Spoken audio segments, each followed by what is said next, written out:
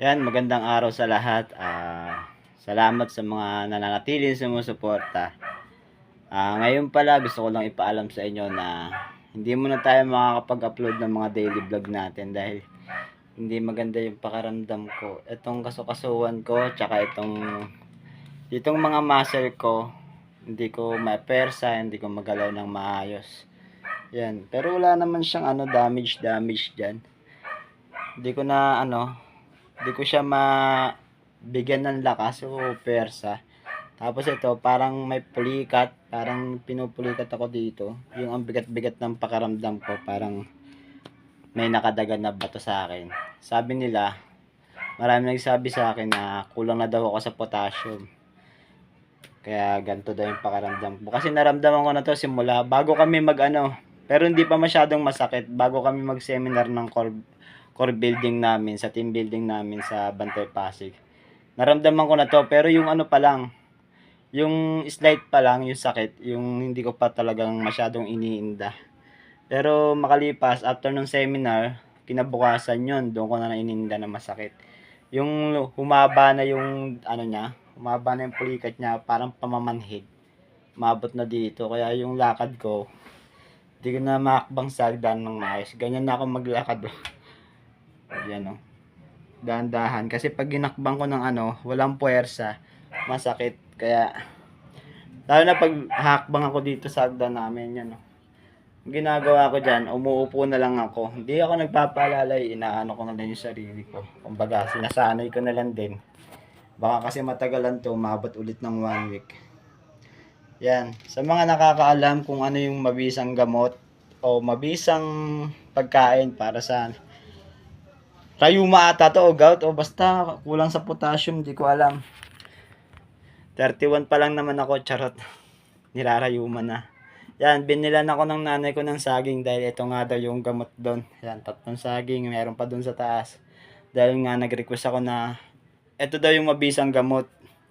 Sabi rin ng mga tropa tsaka mga kaibigan natin. Saging na sabay, yung isang kahapon, kagabi, bumili ako ng saging na hinog. Hindi ko naman na-feel na may pagbabago, parang lalong bumigat. Pero ito daw, nilaga ko lang din. Yun, ito, nilaga ko lang siya. Pinalaga ko kay mama. Tapos doon sa 12th floor namin dito sa bahay nila mama. Itong hagdanan namin. Ito hagdanan namin. Yung hagdanan namin na yan. Nahihirapan din ako makyat kasi matarik. Dandahan lang para makakyat ako. Kasi nandun yung banyo, nandun yung kainan namin. Dito lang ako sa 2nd floor, magdamag, maghapon. Tapos pag lalabas ako, parang nagdadalawang isip na ako kasi ang hirap mo umakyat dito sa hagdan, ang lalaki ng baitang. Yun lang, medyo hindi muna tayo makakapag-upload ng daily vlog natin sa duty o hindi tayo makakasayaw dahil ang bigat talaga ng pakiramdam ko. Hindi nga ako makagalaw ng makakamot sa likod ng maayos. Kasi parang wala talagang puwersa yung mga kasukasuan ko tsaka yung ugat ko ata. Ewan ko kung ano to. Yan Ito hanggang dyan lang yung taas niyan. Hindi ko na maangat yan. Kasi pag inangat ko pa mas masakit. Tapos yung paa ko maliit lang yung hakbang. Kailangan ganyan lang kaliit. Hindi ko kailangan lakihan. Kasi pag lumaki ang sakit dito. Tapos ang sakit sa bewang. Dito sa likod.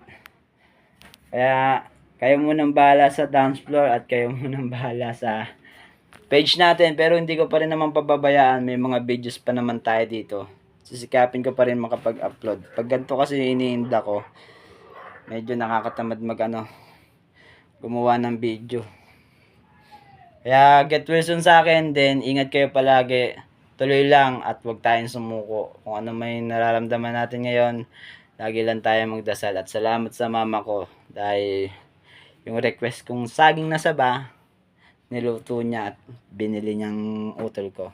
Thank you and God bless more. At Lord, sana pagalingin mo na ako.